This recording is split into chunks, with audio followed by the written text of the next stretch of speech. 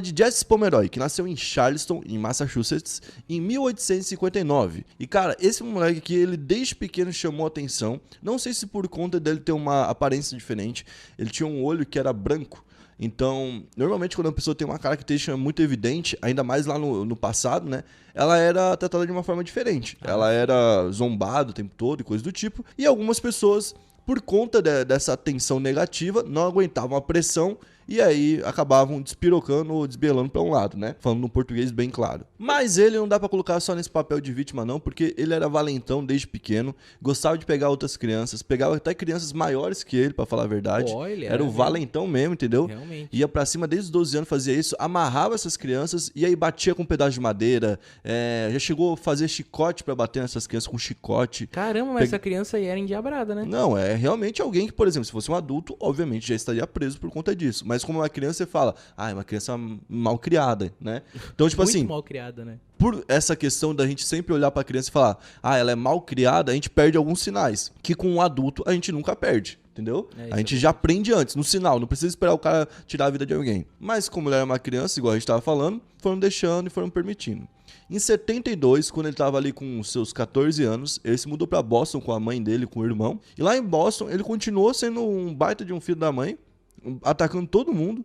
Meu Continuou, Eles já se mudaram pra não acontecer nada e o guri ainda continua. Continuou atacando, continuou. Você vendo que, tipo, tem gente que não tem o que fazer, que é assim mesmo. Continuou fazendo aquilo e aí ele foi preso lá. Foi pego pelas pessoas, foi condenado a 6 anos, ou seja, ele seria liberto quando tivesse 20 anos, certo? Então ele foi preso já com 14 anos. Ele foi condenado então a 6 anos numa espécie de prisão exclusiva para menores de idade, que estavam naquela condição, que estavam fazendo algumas coisas que deveriam, merece prisão, mas ainda é muito novo para ir para uma cadeia, entendeu? E como ele era uma criança que sabia como se comportar, né? Ele sabia ali o que os adultos esperavam dele, e ele acabou se comportando muito bem enquanto estava preso, e tinham muitas crianças pior que ele. Para pensar, ele estava num lugar onde só tinha criança que já estava num estágio muito, né, crítico. Sim. De comportamento. Ele chega, se comporta bem, perto das outras ele é um anjo. Eles falam, não, esse moleque pode voltar para casa, para a família.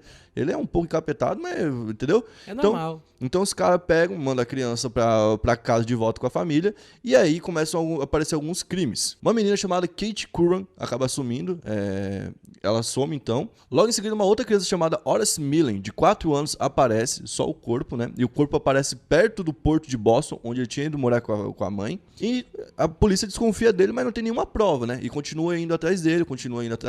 Essa primeira menina ainda tá sumida, e ela é encontrada então na lojinha de costura da mãe dele. Meu Deus. Então, aí a polícia chega e vê e fala, opa, foi realmente quem a gente tava pensando que poderia ser. Aí eu fico imaginando, o quanto que a polícia também aqui, pô, ficou, tipo, se sentindo, mano, ninguém acreditou na gente. A gente prendeu o cara lá, certo? Aí vocês deram 6 anos só pra ele.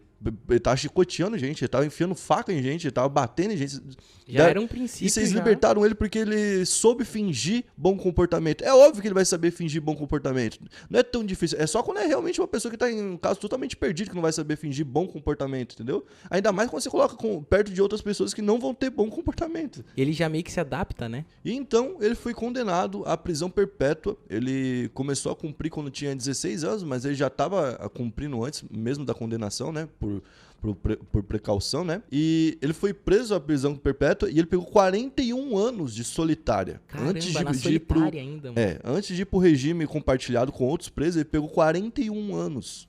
Nossa. Na época, ele escrevia carta para alguns locais falando que era muito injusto o que tinha rolado com ele, que ele achava que não merecia e que ele tinha esperança de conhecer o mundo que estava surgindo, um mundo mais tecnológico, não sei o quê, mas não acabou acontecendo.